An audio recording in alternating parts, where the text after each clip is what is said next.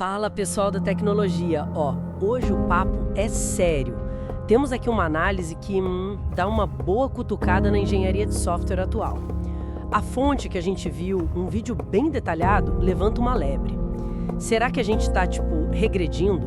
Perdendo a manha de pensar de verdade sobre o código? A ideia aqui é fazer uma viagem no tempo, revisitar essa história toda para sacar como é que a gente chegou num ponto onde, pensar demais virou quase perda de tempo. É uma provocação interessante, né? E olha, essa sensação de crise não é exatamente nova na área. A engenharia de software como disciplina, ela nasceu justamente como uma resposta a um caos lá no começo. O curioso é ver como esse ciclo, sabe?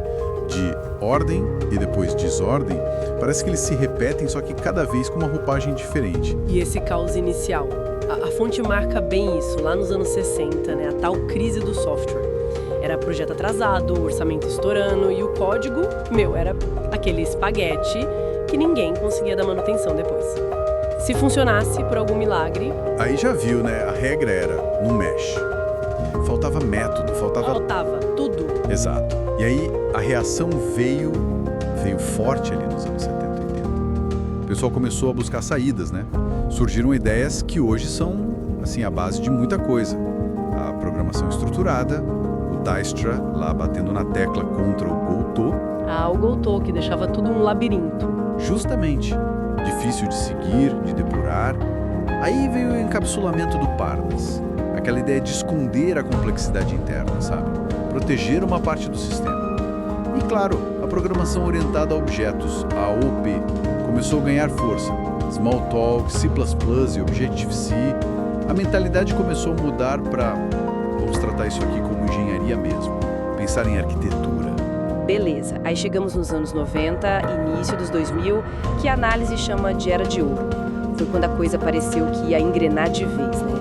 Veio o livro Design Patterns, o do Goff. Um marco, né? Deu um vocabulário comum para resolver problemas com o OOP. Facilitou muito a comunicação. E o Java que chegou e, dominou o mundo corporativo com o OOP. Exato. E junto vieram os princípios Solid, do Robert Martin. Um guia para ter software mais flexível, mais fácil de mudar. O Manifesto Ágil, em 2001. Tem o Domain Driven Design, o DDD do Eric Evans, para lidar com a complexidade do negócio. E o Clean Code, também do Morten. Nossa, parecia que, chegamos lá, atingimos a maturidade. Parecia, né? Mas aí, como a própria análise aponta, a coisa começou a descambar um pouco para os extremos. Essa era de ouro acabou gerando um efeito colateral, o excesso de engenharia, o famoso over-engineering. Sim. Quando o princípio vira dogma, né? Exatamente. Tinha gente fazendo arquitetura de foguete para uma tela de login simples, uma complexidade totalmente desnecessária. E do outro lado? Bom, aí vieram fatores externos. Crise financeira de 2008, a corrida digital louca com os smartphones. Isso, somado a uma interpretação meio distorcida do ágil, focada só na entrega rápida, levou para o outro extremo, o under-engineering. A falta de engenharia. Justo. Ficou esse pêndulo, sabe? Entendi. E aí, no meio dessa bagunça toda, digamos assim, desembarca a inteligência artificial generativa.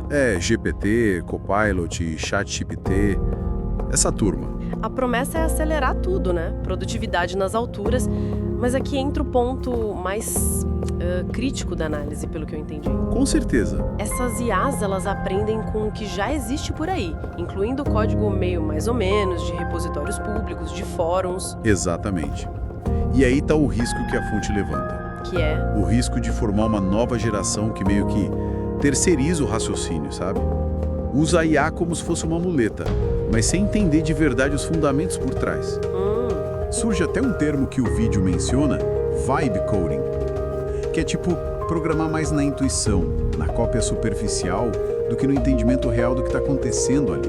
Nossa, vibe coding, isso é meio preocupante, né? É preocupante sim, porque, veja bem, o alerta central da fonte não é contra a IA em si. A ferramenta é poderosa, é incrível. O ponto nevrálgico é possível a erosão do pensamento crítico, da responsabilidade técnica do engenheiro. Faz sentido. A IA, ela é um espelho do que ela aprendeu, bom, ruim e o medíocre também. O código que ela gera pode vir duplicado, pode vir com brecha de segurança, pode ser frágil, difícil de manter depois. E quem garante a qualidade final? Quem se responsabiliza? Exatamente. Esse é o X da questão que a análise coloca na mesa. Então tá, deixa eu ver se eu peguei o fio da meada. A gente saiu de um caos total lá atrás, buscou criar estrutura, Isso. método, aí exageramos um pouco na dose, tanto para mais engenharia quanto para menos. O pêndulo, né? É. E agora a gente encara uma IA que aprendeu com toda essa nossa história, com essa montanha-russa de acertos e erros. Perfeito.